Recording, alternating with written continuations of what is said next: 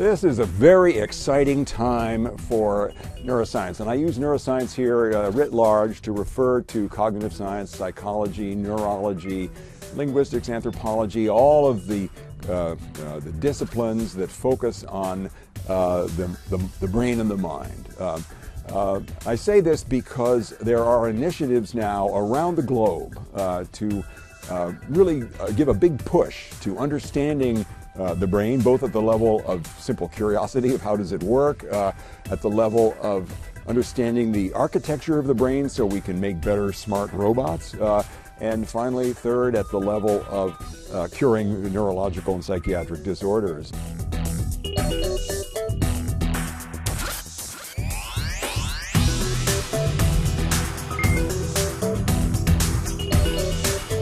If we think forward, some decade or perhaps several decades, I think we'll see an extraordinary enhancement of, on the one hand, our existing tools, for example, the tools of functional magnetic resonance imaging, a non-invasive way of imaging the activity in the brain. That tool will be refined, and that many other tools will be refined and give us much deeper insights into the brain.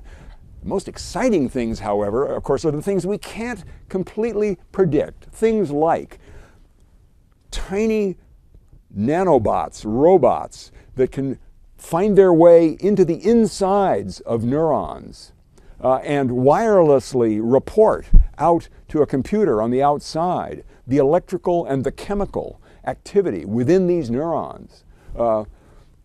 Second, a visionary thought here is that one would be able to then harness the electrical activity from those nanobots and use that to drive either attached prosthetic devices or to control remote devices operating around the room.